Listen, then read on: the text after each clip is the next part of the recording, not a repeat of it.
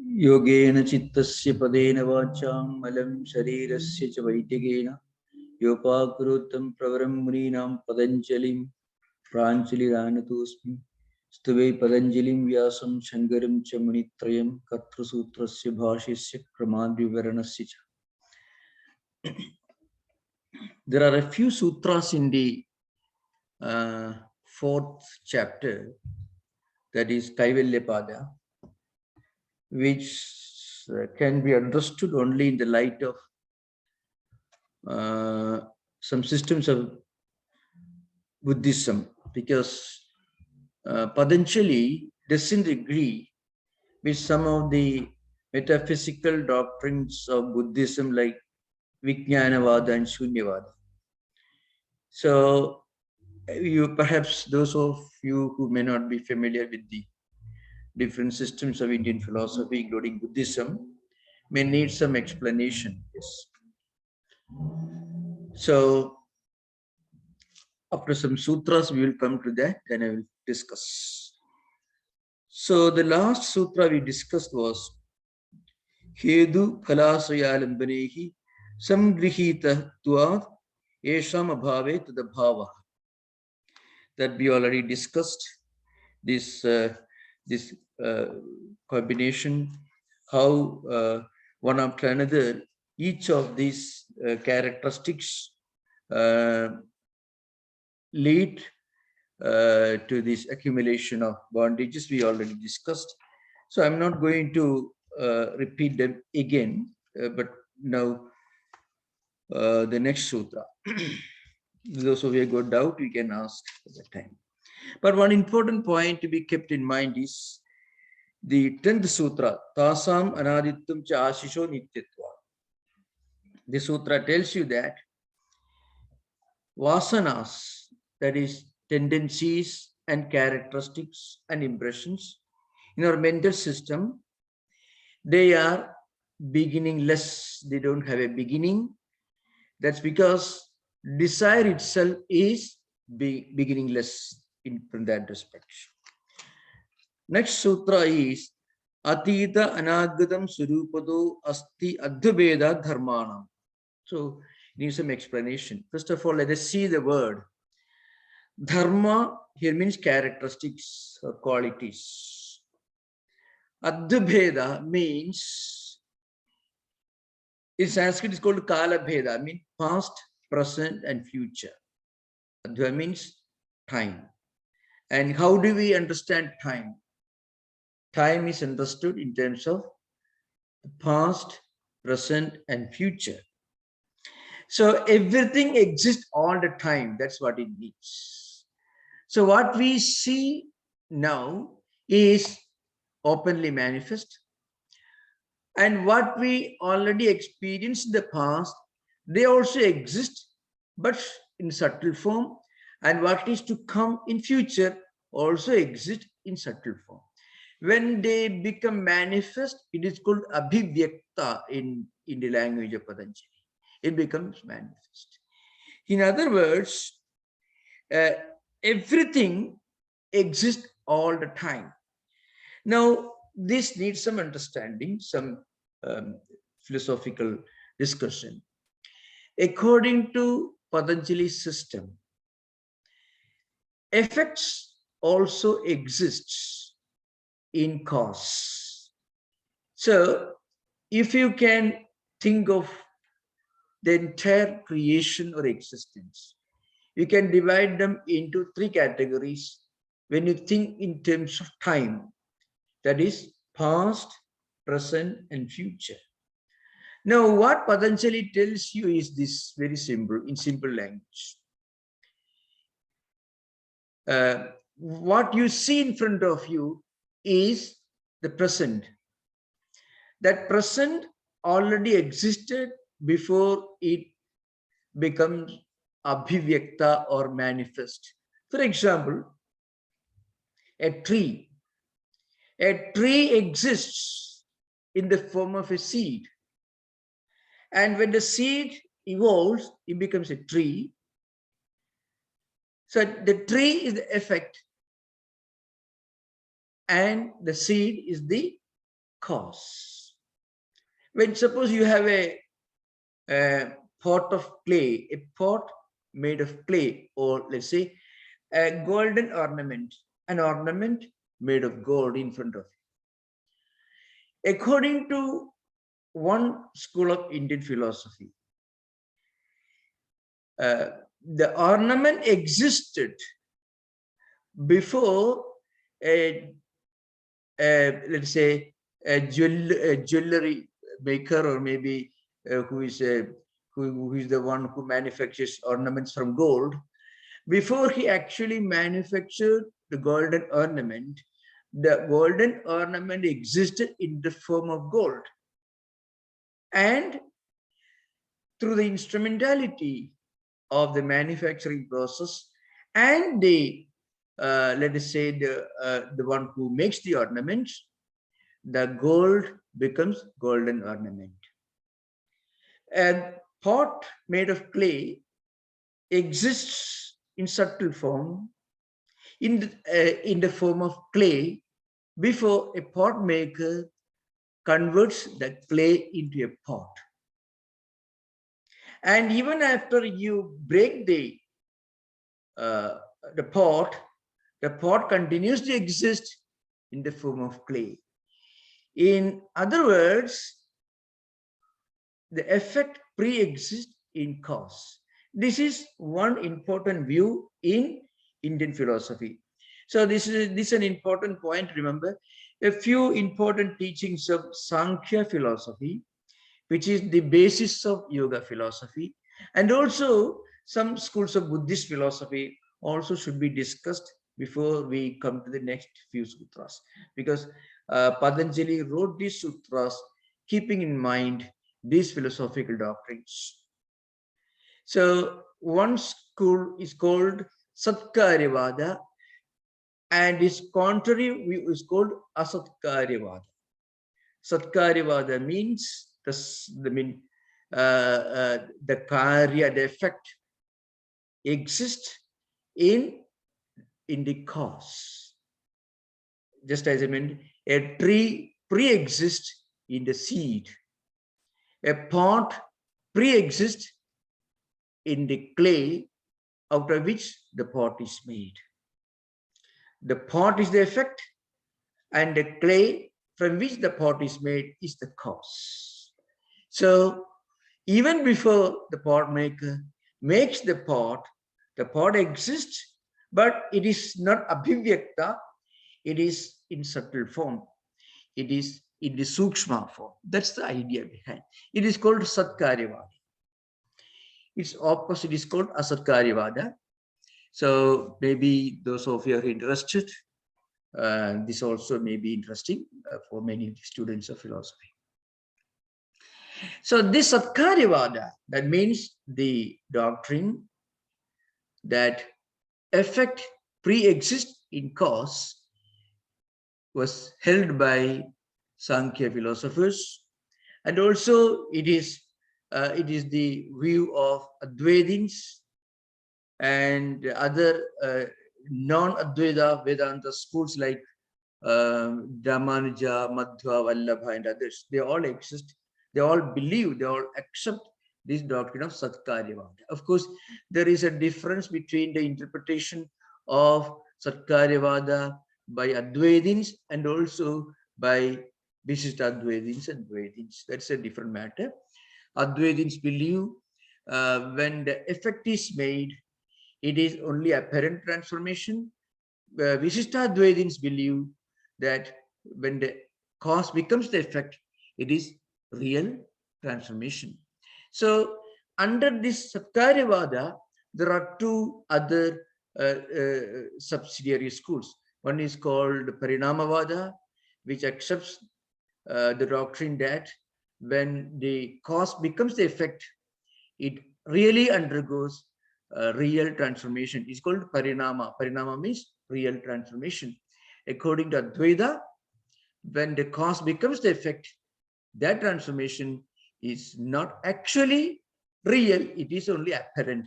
For example, if you accept the example of let's say clay becoming the pot, or gold becoming golden ornament, you can very easily understand when I tell you that actually gold doesn't undergo any transformation except in terms of shape and form, and also a new name that the golden ornament gets when gold becomes the ornament. Gold is called gold, and when it becomes an ornament, it is called an ornament. So there is a difference with regard to shape, form, name, and also utility value. So Nama, Rupa, and Vivahara Bheda is called. Nama means name. A golden ornament is called a golden ornament. Before it became golden ornament, it was gold. Its form also different. Golden ornament has a definite form. Gold can be of any form. And also its Vyavahara means its utility value. Now, therefore, Advaitins believe transformation is only apparent transformation. It is called Vivartavada. It's an important thing to remember. It's called Vivartavada. It means transformation is not real transformation. It is only apparent transformation, which is more logical, really speaking. The Brahman doesn't become this universe. Brahman, when it is seen to be in association with Nama and Rupa, it is called Jagat, or the world. When you become a Jivan Mukta, when you become a liberated soul, you will be still living this world, you'll be experiencing this world, but you'll be only experiencing the world as non-different from Brahman. According to Ramanuja, on the other hand, God himself becomes the universe. It's called Parinamavada. Sankhya philosophers also believe in the Parinamavada. So this is an important point to remember. So you can see this Atita Anagatam Surupataka Asti Advabheda Dharmanam. That means from non-existence, existence cannot come into existence.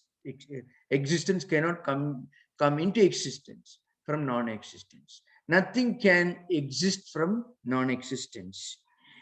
In other words, the future, that is Anagata, and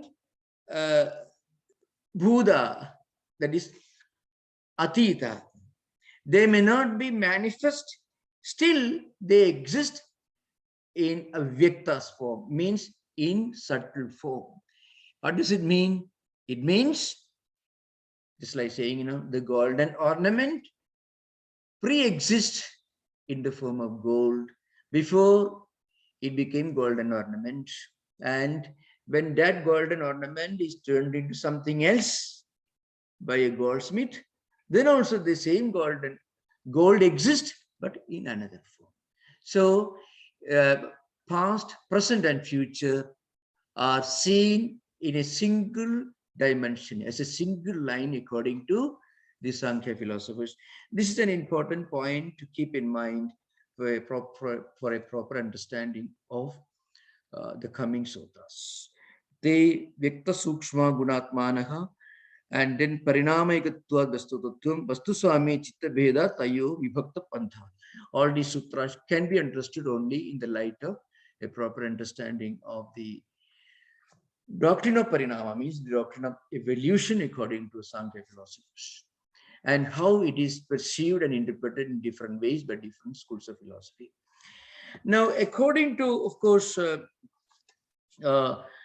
Sankhya philosophers, as you know, an verse in the Sankhya Karika, which actually gives you an idea of these 24 principles of Sankhya philosophy. Mula Prakriti Ravikriti Mahadadhyaha Prakriti Vigritaya Sapta Shodashakastu Vigaro Na Prakriti Na Vikriti Purusha. This is the third verse of Sankhya Karika by Ishvara Krishna. What it means is, Prakriti is one, that is the source of our evolution. And from Prakriti, Mahatattva emerges. Mahatattva can be called cosmic intelligence, Hiranyagarbha in Vedanta. And from Mahatattva, the cosmic ego emerges. The cosmic ego or other elements emerge. from cosmic ego, the senses of perception, senses of action, and mind. All these 11 evolutes emerge from Sattvika Ahankara. And from Tamasika Ahankara, 5 Tanmatras and 5 Panchamahabhutas emerge. So the word Shodashaka may be used in the Vyasa's commentary. What it implies is Jnanendriyas, Karmendriyas, and mind plus 5 Mahabhutas. So this is an important point, remember. First of all, the concept of real transformation is called Parinamavada, the school of Parinama, and the concept of apparent transformation is called Vivartavada, according to Advaitins mostly, and also some schools of Buddhism like the Shunyavada. They also accept some kind of Vivarta, somewhat different from what it means for Advaitins. So you can see in the previous sutras, for example, we discussed this earlier. Experiences give birth to raga and dvesha. Our experiences in life create in our mind extreme infatuation to certain things, extreme aversion to certain things, and then from this a memory emerges. So they are interrelated, and actually when we remember an experience, from that remembrance, memory, only we develop these extreme likes and extreme dislikes. And from extreme likes and dislikes, again, the memory gets strengthened further. And again, this memory is coming from samskaras. If we have an experience and if we immediately forget it, if our experience or whatever experiences we have, if they don't leave any residual impact on our mind, then we won't remember. So the remembrance is created by samskara. Samskara is a unique term exclusively that you found in the Yoga Sutra literature, especially elaborately expounded by Vyasa. And the samskara is again coming from experience, and experience also related to actions. So in fact, this is a kind of vicious cycle. They go on. But when a yogi transcends all vrittis and samskaras, what happens is, at one stroke, all these are completely neutralized. He transcends all this. That's why in the early sutra you've already found here, Hedu phala asrayalambanehi sangrihidatva esham abhave tadabhava. So these experiences, memories, raga and dvesha, extreme likes and dislikes, and again they re-emerge in our mind. And when they re-emerge in our mind, we again remember. The remembrance reinforces memory, and memory again can activate samskaras. And when these samskaras are activated, we do certain things, we don't do certain things, guided by raga and dvesha.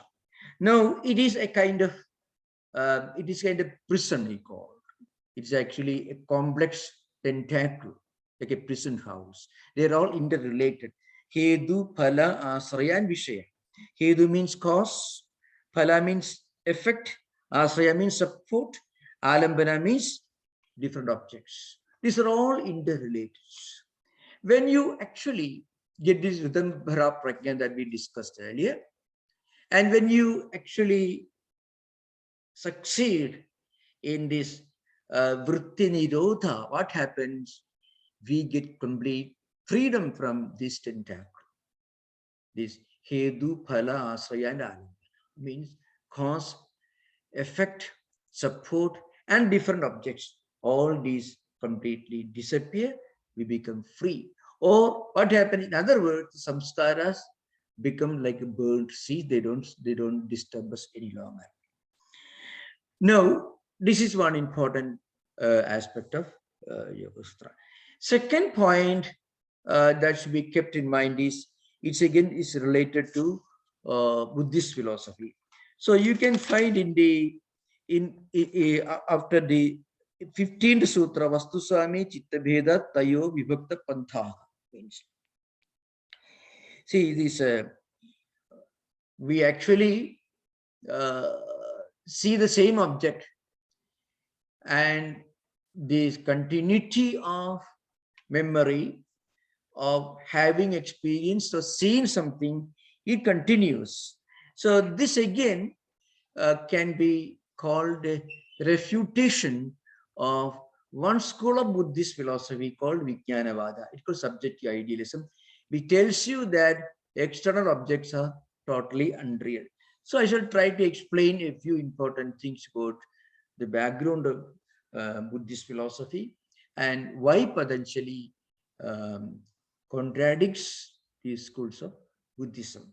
So those of you who are not familiar with the evolution of Buddhist thought may suddenly get away with the impression that is very natural, especially in these modern times when people read everything only from online, from internet. Now remember, Patanjali is not contradicting Buddha. Patanjali is only contradicting certain views that emerged in Buddhist tradition maybe 500, 600 years after Buddha's passing away. So for that, you need some introduction. First, we must remember Buddha himself did not expound any of these philosophical doctrines in detail. What Buddha taught was essentially the Four Noble Truths. That means there is the reality of sorrow, incompleteness, dukkha satya. And there is a reason for it, there is a way out of it, and the way out of is nirvana, which we can attain by following the Ashtanga mark. Means samyak smriti, samyak sankalpa, samyak ajiva, etc. Right conduct, right remembrance, and right livelihood, and right concentration, samyak samadhi. Like that, I don't have to go to those details. So Buddha fundamentally taught only two important things. One, the reality of incompleteness or sorrow or grief, and the way out of it. And the way out of it is called nirvana. These are two things that he taught. And along with that, he also discusses from fundamental humanistic spiritual doctrines. And he passed away, most probably he passed away in the year 480. Almost 80 years after his passing away, in the first Buddhist council, many of the disciples of Buddha, according to some historians, this happened even earlier, just maybe a few years after Buddha's passing away. We don't know. Anyway, many of the Buddhist monks who still remembered Buddha's original teachings from different sources, they remembered and they put together, and the result was these Tripitakas, three important canonical traditions in early Buddhism: Sutta Pitaka, Vinaya Pitaka, Abhidhamma Pitaka. They together discussed the fundamental teachings of Buddha, the moral and ethical and institutional organizational disciplines to be followed by different Buddhist monastic traditions, and different views on austerity, and Buddha's humanistic, ethical, moral doctrines. They called Tripitakas, and in fact, it is all in Pali language, like, for example, Dhammapada, which is part of Sutta Pitaka. Now, after about 300 years. They mean 300, 400 years after Buddha's passing away. Four distinct schools of philosophy emerged within Buddhism. Of these, two schools were schools of idealism. The other two were two schools of realism.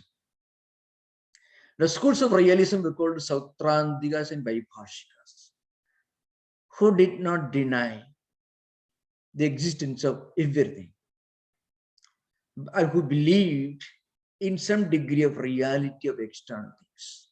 Sautrantikas and Vaibhashikas. Some of them believed that the external things can be perceived through direct perception, pratyaksha vadinaha, and others believe through inference, that is called anumeya vadina. But Patanjali had no problem with them, because Patanjali himself is a realist. He accepts the reality of external objects. But the other two schools of philosophy are idealistic schools. One is called Vijnanavada, which is a school of subjective idealism, which rejects the reality of external objects. It's called Vijnanavada. Okay, another name by which it is known is Yogacara, school of Buddhism. Mindfulness and many of these ideas, many of the concepts actually emerged from the Yogacara, Vijnanavada literature. Of course, they are also important for, this Hinayana system, Hinayana school of Buddhism, also more traditional schools. So, according to this Vijnanavada, the external objects have no real existence. They exist only so long as we have awareness of them. Everything comes and goes. Of course, in this Vijnanavada system, there are two stages. One is called Alay Vijnanavada, the earlier school, the Pravritti Vijnanavada by Dignaga and others. We won't go into those details. Later, we have plans to begin maybe lectures on Indian philosophy. The other school was Shunyavada, mostly attributed to Nagarjuna, and the well-known book is Mula Madhyama Shastra or Madhyamika Karya, in which Nagarjuna asserted very clearly that the absolute reality is Shunya. Evam chana nirodhosti naja bhavosti sarvada ajadam aniruddham cha tasma sarvamidam jagat. This is of course this all find in Mahayana. And Mula Madhyama Karika also Nagarjuna says Dvesatya samubhasitya buddhanam desha sevana loka samvriddhi satyam cha paramartha. So paramartha satyam, the ultimate truth for them is Shunya. By Shunya, Nagarjuna perhaps did not mean absolute nothingness as frequently translated into English. He was not talking about absolute nothingness. He was actually talking about the fundamental indescribability of the absolute reality. So that is, anyway, that's a different subject. We'll discuss it later. So the main point in this context is in Vyasa's commentary, which is very important when we discuss this sutra.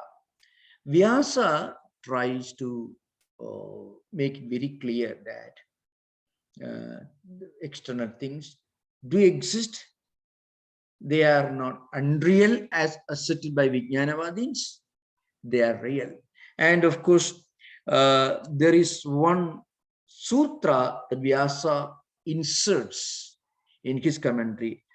Nachaiga chittatantram vastu tada pramanagam tada kim syad. This is a sutra which sometimes is not found in many of the versions of Patanjali Yoga Sutra text. Sometimes they say it is Vyasa's statement in the Bhashya, but we do not know. What it means is that vastu means external objects. It is not subjected to chitta. Nachaiga chittatantram vastu. I mean, external objects are not just imaginations projected by mind as asserted by Vijnanavadis. This statement sometimes is interpreted as an independent sutra. In that case, you might be saying there are 196 sutras in Patanjali system, but there are many scholars would say that this is actually just a part of Vyasa's commentary itself. So what the statement means is this. It's in a way, so you have to remember this is a sutra attributed to Vyasa, who, while trying to expound 15th sutra, Vastu Same Chitta Bheda Tayo Vibhakta Pantha, means the same. I mean, we have got awareness and vrittis, vasanas, and samskaras about the same object, and these awareness, memories, samskaras, tendencies, they go on changing. Therefore, the external object and vijnana, that is chitta or mind, are different. This is how Vyasa expounds this sutra, 15th sutra, Vastu Same. I mean, about the same object. Vastu means the same object. About the same object, we have got awareness. Different people have different ways of becoming aware of an object, and they again different tendencies, different attitudes to the same object. Now, this can be understood only if you believe that external objects and mind are two different things. The reason is, according to Vijnanavadins, external things are just projections emerging in your mind. External things have a reality, an ontological existence only if you are aware of them. Otherwise, they don't exist. External objects have no real ontological existence except when you are aware of it. So everything is a projection of the mind. That is the view of Vijnana. And Vyasa won't accept it.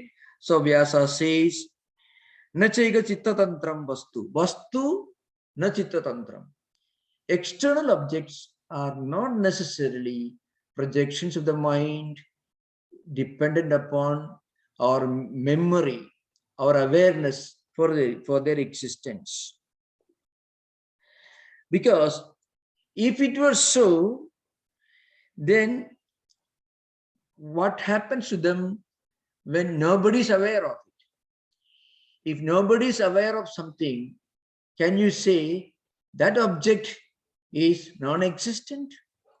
Therefore, external objects do have a reality, ontological reality, independent of our awareness, independent of Vijnanam. So the word Vijnanam, of course, Vijnanam according to Buddhists, it means the mental platform. That's the meaning of Vijnanam according to Vijnanavadins. That means it meant Chittam, Jnanam, Vijnanam. Of course, they use these terms interchangeably in the Mahayana literature. Mahayana literature means the Mahayana school of Buddhism gave birth to these two schools of idealism. One is Vijnanavada, the other is Shunyavada, of which Shunyavada says everything is Shunya, everything is, non-existent. They believe both the subject and object are both are unreal. So, of course, there are different views about Shunya. That's a different subject. We'll discuss later on another occasion. And Vijnanavada says the external objects do have a reality only as projections of mind. If you detach external objects from the awareness of those objects, then they do not have an independent existence. These are two different schools. I think you can discuss. Those of you have got any doubt about these views, we can discuss before we go to the next sutras. Of course, the sutras is important. We are coming to some of the sutras which discuss elaborately the metaphysical views of both Buddhism, Sankhya systems of philosophy, and interchangeably you will also find references to other schools of philosophy. You are most welcome to ask questions on this subject now.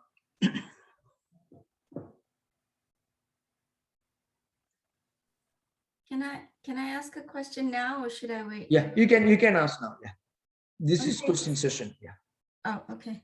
So if we see a brand new foreign object which did not exist before, we had no memory of it, I'm a little confused as to how is this consistent with the notion that everything pre-existed, your seed and tree analogy. Yeah. I got a little confused with this sense. I know there are two schools of thought, and I'm probably mixing them together. Precisely the reason why I thought today we will have this session, because the coming sutras can make you more confused if you don't understand things at this stage. So first of all, what it means, things can take different forms, different manifestations, but the reality behind those manifestations are the same. That's what it means. So every change only indicates a change in terms of shape, form, name, utility, external appearance, and whatever it is. Suppose if you're talking about an electronic object, because of an electronic object that was recently invented, which did not exist earlier, then you can say some of the fundamental scientific theories behind the creation of that external object, many of the things used to manufacture that object, or the expertise of the manufacturer who created that object, all these must have existed before that thing really came into existence. You can even suppose you talk about a new rocket, let's say new jet plane, or maybe a new gadget, electronic gadget. Well, from zero, it cannot come into existence. A lot of research goes on, and research means going deeper into what already we knew earlier. Or we are actually going deeper into what we already knew. We are actually trying to do things different from the way we did earlier, but still they cannot be totally unrelated. The fundamental doctrine of the Satkaryavada, which I mentioned earlier, is nothing in this world is entirely new. Remember, there is a rival school of philosophy. It's called Asatkaryavada. According to that school, everything is a new creation.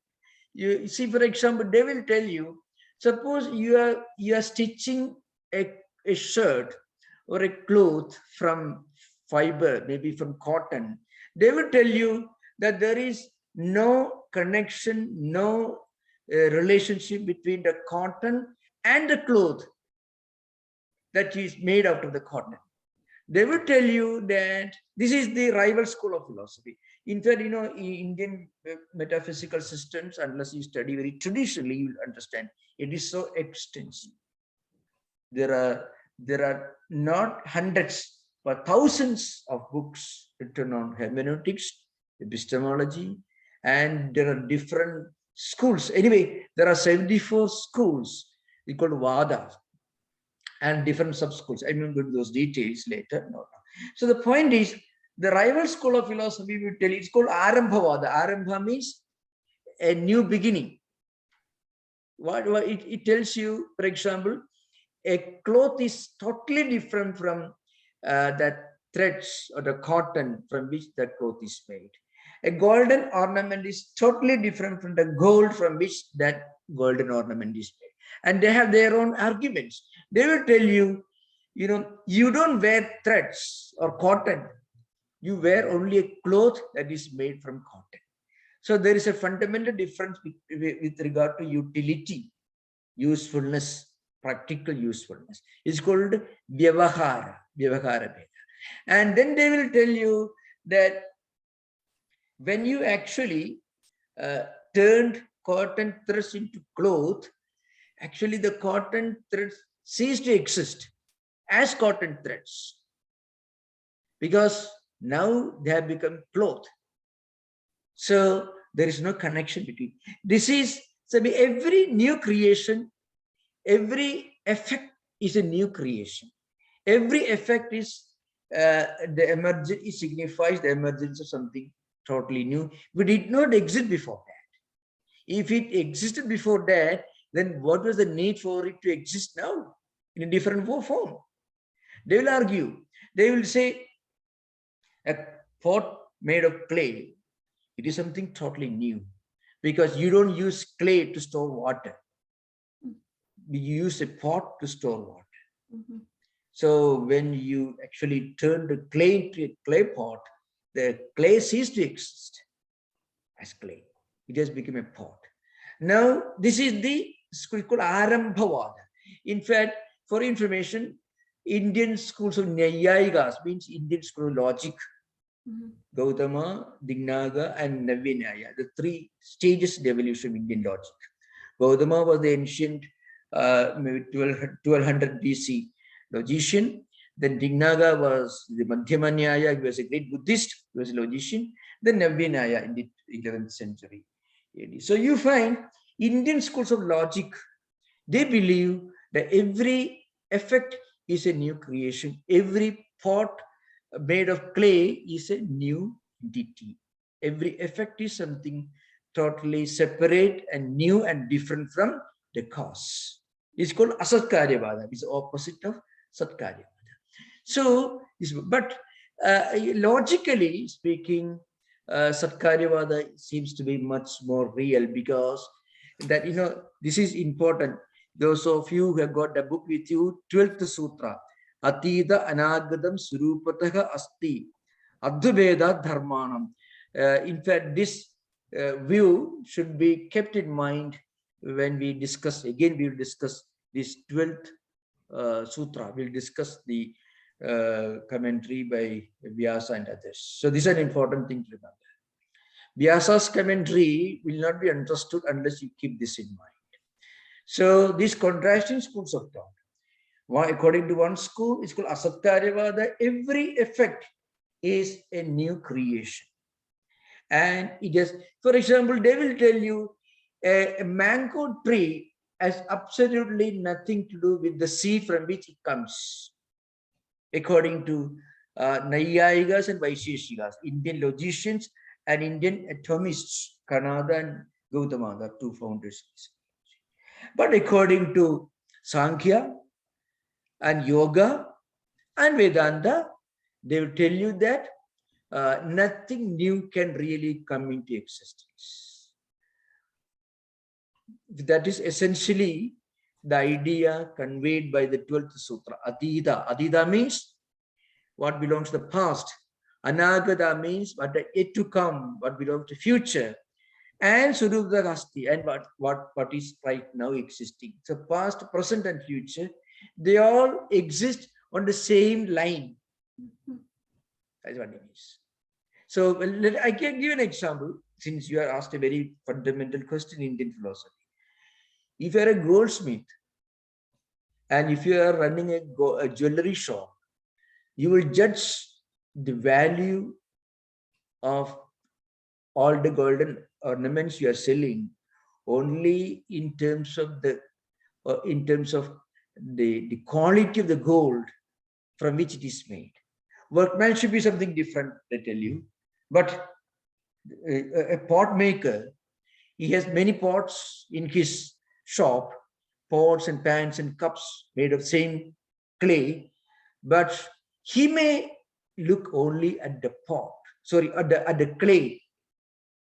We who use the same clay pot, I mean, same glass, and we may use for different purposes, we may see the difference, but he will be seeing only clay. Similarly, in Vedanta, those who reach the highest degree of spiritual experience, they see and experience everything in a single dimension.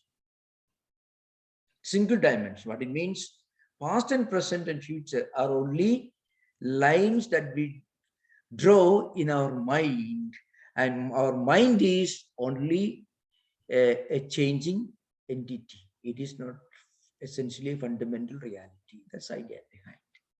That's why Satkaryavada is considered to be much more logical, because it tells you that when something new is created, it only means it manifests right now in front of us in that form, but it existed in a different form before it came into existence.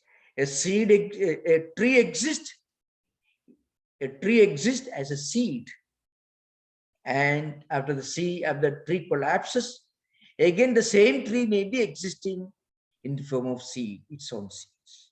The word you draw the line between the past and the present, and between the present and future, there is no line. That is the essence of the 12th sutra.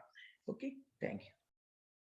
I'm a little confused about this logic applied to thoughts, for example. So Applied to what? to thinking. I see thinking as an object as well. It's an object of the mind, is it, or intellect? So our mind and intellect are not unchanging eternal entities. Our mind, the very fact our mind changes every minute. Every minute we become happy and unhappy, excited, and suddenly our mood changes. Anything that undergoes changes all the time. It is there, but it is not absolutely real. It is only changing. Anything that's subject to changes, that is subject to change all the time. How can you rely upon something that is changing all the time? So behind the mind, behind the intellect, there is something which is unchanging. So if you go deeper, and if you go beyond or beyond your mind, beyond the intellect, then there is something that is higher than both. When you connect yourself to that, then you will see, oh, I'm not my mind. Because my mind is happy now, unhappy some other time. Angry now, and maybe in another mood later. That changing mind is not my reality. It is something different. That's the idea. When you look up from that higher perspective, when mind is a changing thing. So I know confusion is possible, that's true, but what it means is, from the higher perspective, we are one unchanging eternal reality. So that's why Sankhya is considered to be a penultimate stage that takes you slowly to Vedanta, not directly, but when you really understand the limitations of Sankhya philosophy, you land the threshold of Vedanta. Yeah. Thank you. Thank you. You said you are confused. The very fact that you are confused shows that your mind is confused. You said you are confused. The very fact that your mind is confused shows that your mind is not your reality. Something that gets confused now, how can you identify yourself with that confused entity? You are something beyond the mind. Yeah, no, I wasn't identifying with the thoughts. I was wondering if the thoughts that we haven't had yet, if the past, present, and future is all happening at the same time. Yeah. The thoughts that's going to come tomorrow for me, which hasn't yet happened because I haven't experienced tomorrow yet. So that's right. Are those thoughts in the seed form today, and it's going to come up tomorrow, or? Yeah. Well, I have to experience tomorrow to see those, to experience the thoughts. Tomorrow can never be totally separated from today. Okay. Because today cannot be totally separated from yesterday. So yesterday, today, and tomorrow. There's a continuity that Patanjali already discussed earlier, these vasanas, tendencies, impression, there's a continuity. How they manifest in different life cycles, there is a difference, but there is a continuing thread of tendencies and vasanas. Just as a continuing thread between a seed from which a tree has come and the tree and the seed that is found in the tree. The trees may have fruits. From the seeds of those fruits, again, another tree will come. So you can see continuing threads here. That's why yesterday is not totally different from today, as everyone knows. In that case, tomorrow cannot be totally detached or different from today. It doesn't mean it's same. It doesn't mean it should be identical. You remember, it doesn't say, Vedanta doesn't tell you that yesterday, today, and tomorrow are identical. What Vedanta tells you, they cannot be totally, completely separated. I think it's clear now. Thank you. Thank you. Yeah. Thank you.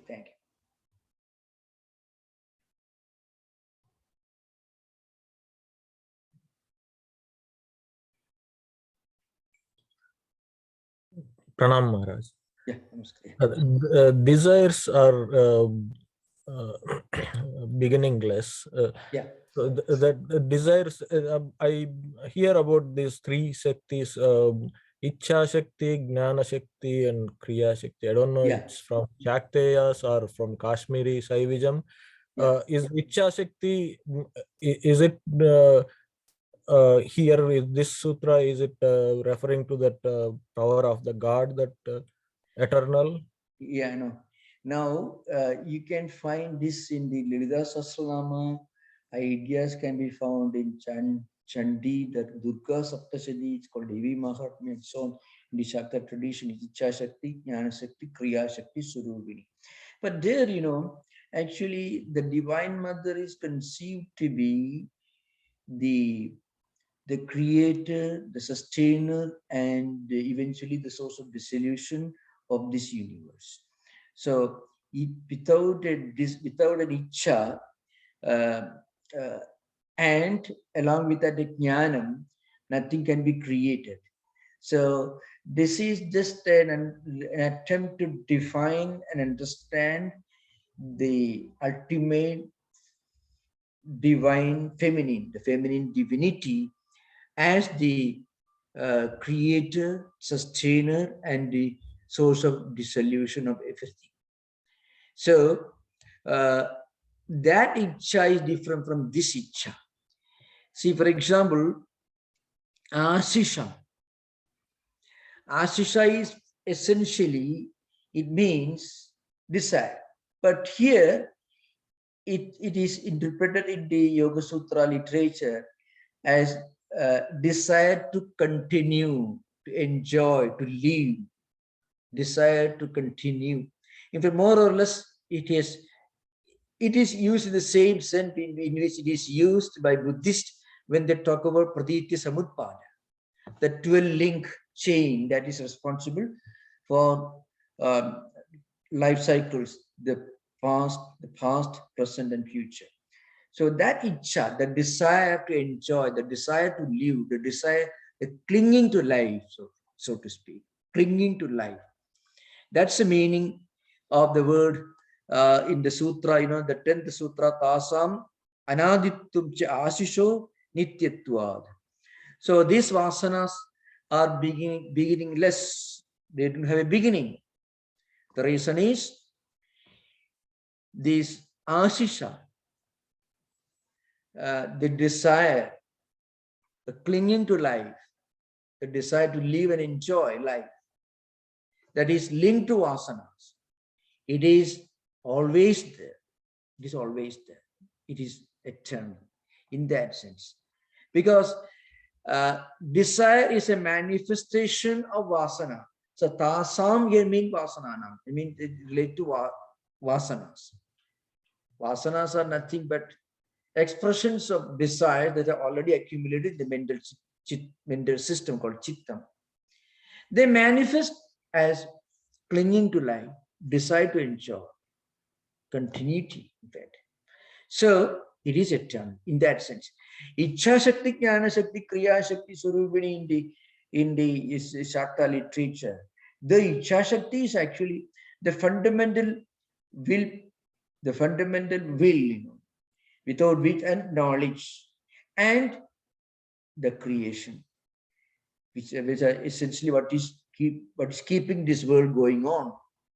So that is considered to be the essential characteristics of this divine feminine archetype called either called Durga, Lalita, Chandi. You can find in the Shakta literature. That's the idea behind it. That desire is different from the word Ashisha here. Totally different. Okay. Thank you very much. Thank you.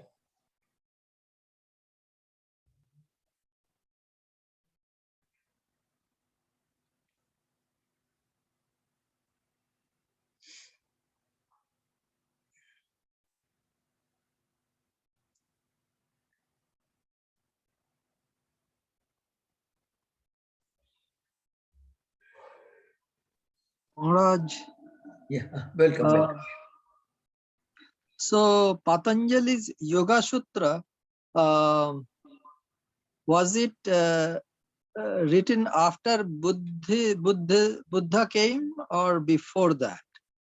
Well, actually, most probably, of course, Patanjali must have lived before Buddha, but Vyasa is the name of a great commentator, not Vyasa, the writer of Mahabharata, or Vyasa who edited, classified the Vedas. It could be another Vyasa who must have written this commentary Bhashya on Patanjali Yoga Sutra. The first and most fundamental commentary is Vyasa's commentary.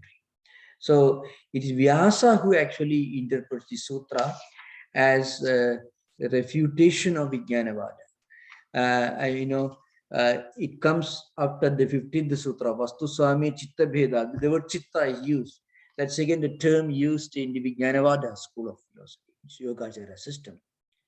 Chitta means the mental platform.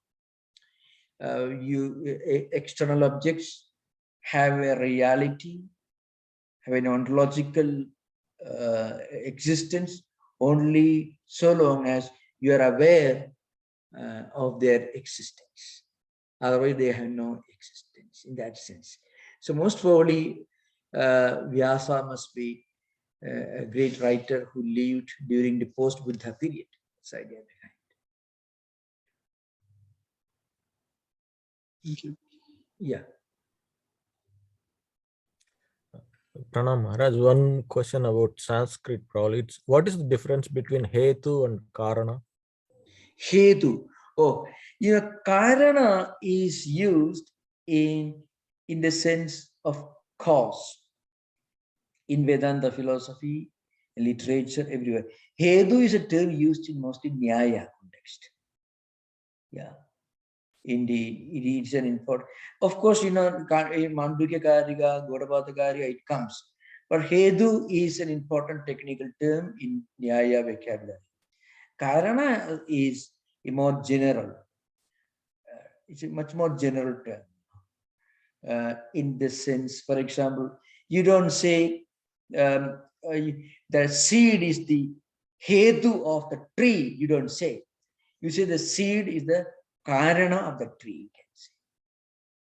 Well, cause-effect relationship, you use the word the karana, karya. Karya is effect, karana is the cause. You cannot replace the word karana with word hetu when you are referring to karana, karya link, mean cause-effect link.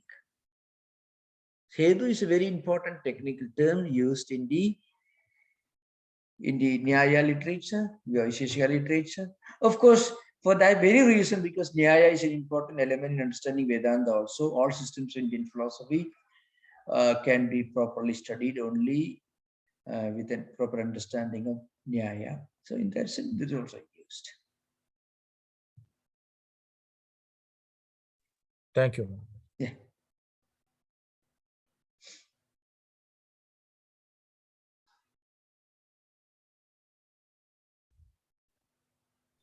There is a question in the chat related to this, Maharaj. Hetu, does it mean reason?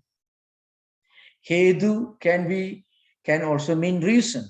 Yeah, Hedu can also be interpreted as reason. Yeah, Hedu is a term that is very clearly used in Nyaya and Vedanta everywhere, because Nyaya reasoning method is important in understanding Vedanta also. So Karana cannot be used in places where the word Hetu is used. Like epistome Pramana Shastra, you don't use the word Hetu. Suppose you see inference, there's a smoke on the mountains. So there should be fire. That is the inference, anumana. So you don't use the word karanam there. You have to use the word hetu when you explain that inferential reasoning method. You cannot use the word karanam. But when you use the word karya, the effect, for example, pot is the effect. Golden ornament is the effect.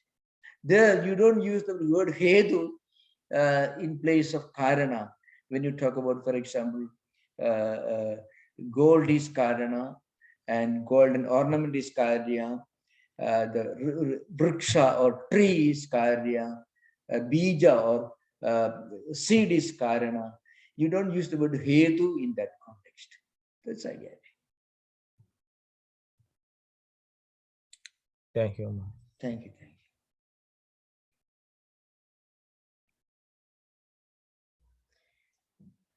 So the next few sutras we'll discuss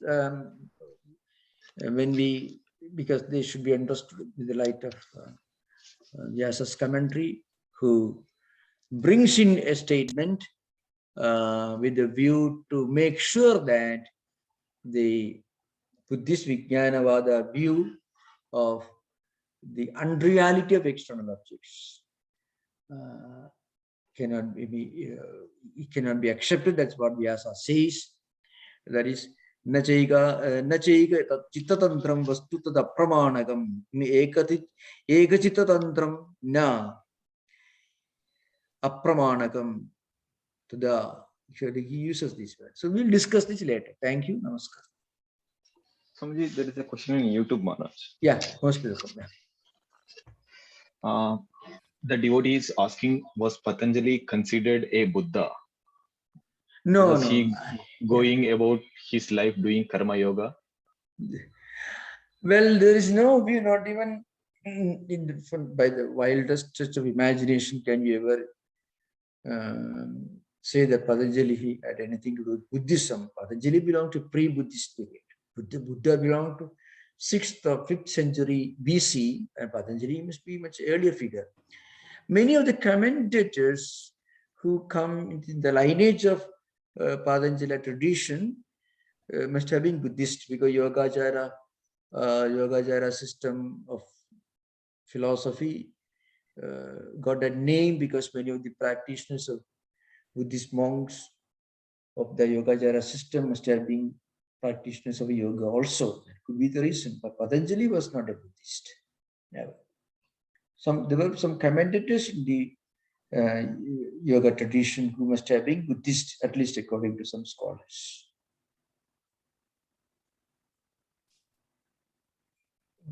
Pranam Maharaj, one more question. To a cause to turn into effect, there has to be conditions, there has to be time, and a few other things. So is this indicating Anekavada? Some people argue that if we accept cause and effect as real, then all the other things must be accepted as well for them to coexist. Yeah, true. So that's why, so according to those who uphold this Satkaryavada, who believe that the effect pre-exists in cause. They would tell you that Nama, Rupa, and this Vyavahara. Nama means name, Rupa means form, Vyavahara means the practical utility. They don't count because they go on changing. You are using a pot made of clay for storing water. You are using a glass, maybe, a cup made of clay for drinking water. And you are using a jar made of clay for some other purpose.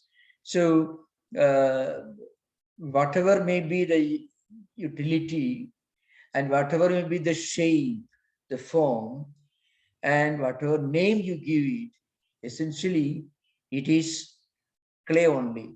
Because we have to understand that before it became a pot, it was clay. And after it is broken, it again doesn't cease to be clay. And therefore, even when it is standing in front of you on your table as a clay pot, then also it is not different from clay. It is clay only. So before it became a pot, it was clay. And after you break it, it remains, it continues to be a clay, continues to be clay. And also, therefore, when it is sitting in the form of a clay pot where you are storing water, then also it is not anything other than clay. So what does it mean? Past, present, and future? Clay only. That is the Atida Anagada, that particular sutra is important here. So from that standpoint, you accept Satkaryavada, everything is seen in one dimension, past, present, and future. What is in the past is not vyakta, not manifest. It is sukshma. And what is yet to come is not vyakta. It is also sukshma. But as I mentioned earlier, yesterday, today, and tomorrow, they are not identical, just as clay pot is not identical with clay. Remember. But they are not totally different, as Arambhavadins will tell you, Nayayikas and Vaisheshikas. That's why the Sankhyas, Vedantins of different schools, Dvaitins or Visitadvaitin, they all accept some form of Satkaryavada. That's all. Thank you, Maharaj. Thank you. Thank you, Namaskar, for those questions. Om Shanti Shanti Shanti Harihi Om Tat Sat Sri Ramakrishna Arpanamastu.